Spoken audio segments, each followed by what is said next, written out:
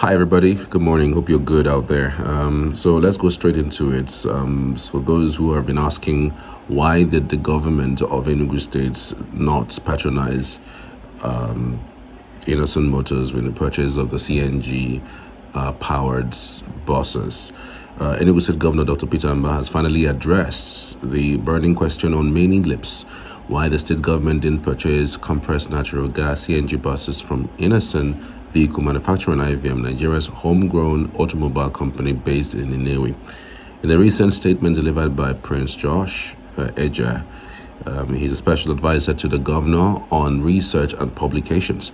The governor emphasized that governance is not just about patronage, but about getting the best value for the people. According to him, the decision was purely based on competitive pricing and service quality, a move that he insists is in the best interest of Enugu residents. So let's listen to him. We have to leave it here. Maybe on another day, we're going to talk about Enugu Air. Some people have been complaining about the fact that why didn't the state government patronize Innoson for this kind of CNG buses? Because Innoson produces these kinds of buses. Why do they have to import, that kind of thing? So I don't think we have much time. My producers have been saying that we have just 2 minutes. I don't know if you can speak to that. Just if you have 1 minute to just wrap up. Okay, thank you. The administration of Governor Peter Mbah, let me make it very clear, believes in local content. Because when you look at almost all the projects that this administration is doing, most are driven by local content, local contractors, and because this is how you empower your people. And again, the CNG buses, yes, the administration had actually patronized Innoson before, but you also look at we are talking about competition. You don't, there's no economy that will thrive on monopoly. Absolutely. Yes, and that is one of the problems we wanted to have recently in the oil sector. Yes, oil sector. Yes, where a few people to monopolize the market. The market should be open up for competition. So if you know you can survive, you play on. You bring your price, the other people bring their prices, and they compare notes, right? And people who are bringing this investment into Enugu State are also local people, So we don't throw them out because of emotion. The state has patronized Innoson and also patronizing other people. People who are working with these buses are our people, right? Absolutely. So they are our people. We also have to patronize them if their prices are good and if they give us offer that you don't say maybe you are selling 1 million naira and we are getting 200,000 naira. The same product, because of emotion, we go for that of 1 million naira. No, we are talking about a competition. So give us the best and we patronize you. And we'll be patronizing Innoson. When you also look at some of the security vehicles, you see Innoson, right?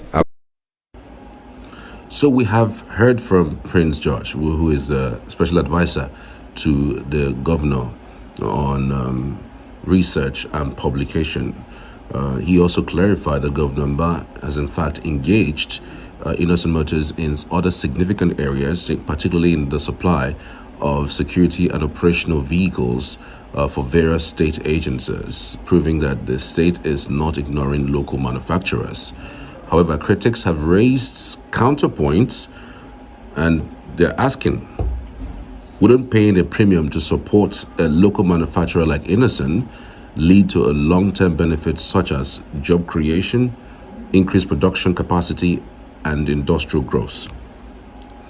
Well, if you ask me, that argument is very valid, holds a lot of water, and of course sparks a lot of debates. And the question is, should value for money always come before economic empowerment? So what do you think? What's your thought? I will be in the comment section. I would really love to hear from you. Let's speak to these issues, because again, a government, we have a governor who now sees government and runs government like business. I mean, when you are a businessman, you want to go for the best price for what is gained. If person A brings a quotation and says 30 million naira is what I would take for this, person B comes and says I would take 25 million, and maybe person A would produce this particular thing in Nigeria, and the other person says it's going to import the other particular equipment, but it's going to be for a lower price. Where do you go from here in terms of, you know, the pricing and what it cuts across, or what it entails? So what do you think? And then other people will argue that, look, even if you pay more, all right, if you pay more to a local manufacturer, you are increasing their capacity. You're also helping them grow their business, and beyond that, you're also keeping money here. We've always cried about spending monies and making other people's countries better than ours by paying premium, by paying a lot of monies to, you know, foreign companies, and thereby sending jobs there. Whereas we have companies here who can do the same thing. And then when we pay these monies to these local companies, we can then increase our capacity and then grow our economy and then also employ people. You know, this argument has been on for a while now, and it's something that we really need to speak about. So where is the place of growth for the economy versus cheaper prices? So the questions remain. Should value for money always come before economic empowerment? What do you think? What do you make of it? I want to hear from you, really. I mean, it's something that I'm really, really, really interested in what you have got to say regarding this development.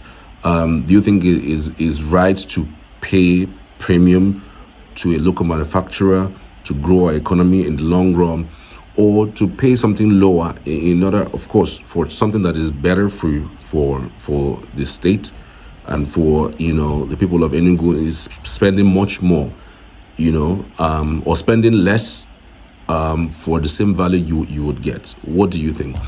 I mean, there are people who would argue that was what China did. They said to themselves, look, they are closing down their economy. If they cannot produce or manufacture something, then they don't need it. So whatever they needed, they went as far as making sure that, you know, they produced. So do we have the capacity to do that now? Some people would also argue, does Innoson also have the capacity to produce 200 buses? Have they done it before? And their vehicles, are they durable? Are they better, you know, than these ones that have been imported from outside the country? You know, these are questions, raging questions, and I don't want, when you argue, I don't want you to just face one particular, you know, issue. Now, I've spoken about so many things, the factors around these particular issues, all right? So I want some interesting discussions on this. Let the argument be very, very interesting. Let it come from a place of greatness when it comes to a proper argument that can hold water anywhere, all right? I would love to have those discussions and those arguments right on the comment section. I'd love to hear from you on the next one, all right? See you later. See you in the comments. Sure. So the next phase of this discussion would be about the fear that comes with the this 300 buses that will be eventually get on the road. Because again, I know since it's going to be cheaper, what we have in terms of other transportation means, the minibuses, the keke, run on fuel. So people are scared that they're going to lose jobs. There are also rumors about the banning of these vehicles from our city. Maybe some say they will be restricted to some areas. So is the government also looking in that direction? If people who know that the buses are cheap and then they follow the buses, it means that the guys who drive on mini buses and keke will be totally be out of jobs. Thank you for this question. Let me reassure the people of Enugu State that nobody is going to lose any job. But an economy thrives on competition, right? An economy thrives on competition. So any economy that does not compete internally, we soon witness entropy implosion. So, and you know what, like I said earlier, what this administration is doing is for the people of Enugu State. The people of Enugu State gave their mandate to Governor Peter Mbah, and Governor Peter Mbah is only answerable to them by making their day-to-day living meaningful, affordable, raising their standard of living, you know. So, and again, it's just like when the governor commissioned in, I think, November 25, 2023, when the governor commissioned the water program or water project at 9th Mile, the state started producing 120 million liters a day. So most of these tanker drivers were, you know, afraid about losing their jobs, and governor said no, that none of them was going to lose their job. They should have to be creative. They should have to think outside the box. So, and that is the messaging to these keke riders and bus drivers that depend on fuel. You know, they have to think creatively and think outside the box. The joy of every thriving economy is a competition. So nobody is going to be, and again, let me also say this, you know, the governor is trying to create jobs. So you won't see maybe the governor trying to create job and at the same time trying to push other people out of, no.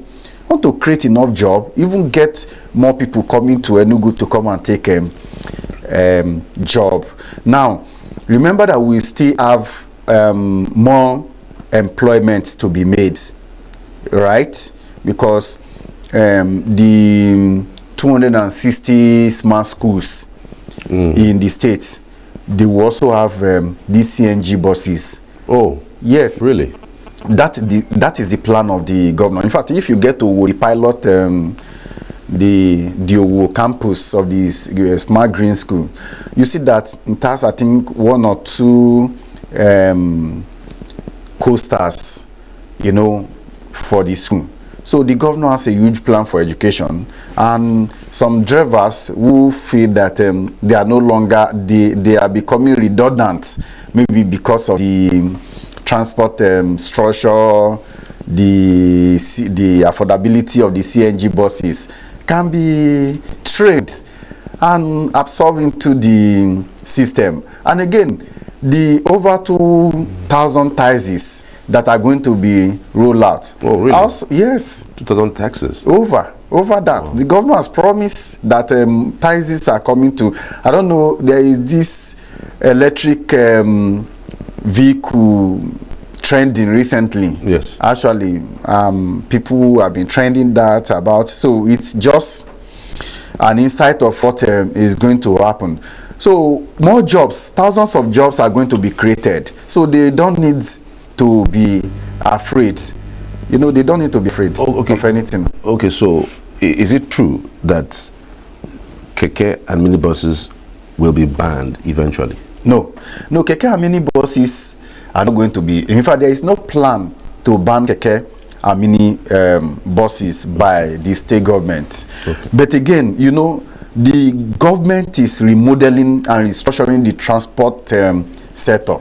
So, and we have trunk A route, trunk B, C, and co. So now what happened is that with the remodeling of the transport infrastructure project, TIP, so keke may ply on certain routes, CNG on certain routes, or taxis on certain routes. So this does not pose threats, you know, to the business of the keke and mini buses. Okay, so because they will be restricted to some routes. When you, if you travel to United States of America, or even say Russia too, because Australia, just measure, you see how the transport system works. The transport systems are.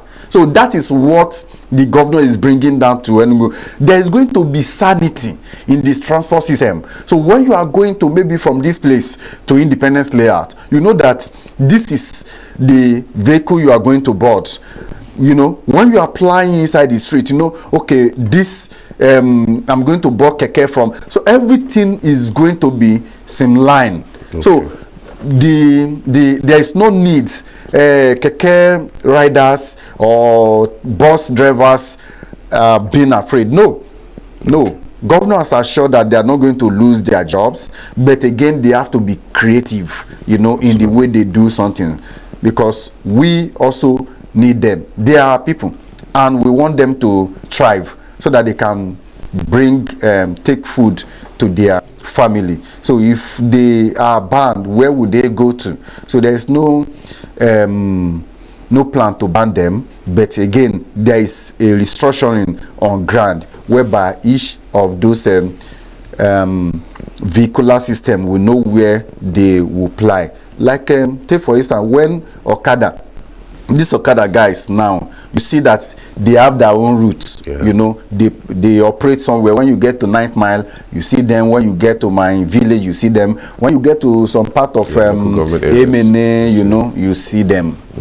And I don't want, when you argue, I don't want you to just face one particular issue. Now, I've spoken about so many things, the factors around these particular issues. All right, so I want some interesting discussions on this. Let the argument be very, very interesting. Let it come from a place of greatness when it comes to a proper argument that can hold water anywhere. All right, I would love to have those discussions and those arguments right on the comment section. I'd love to hear from you on the next one. All right, see you later. See you in the comments.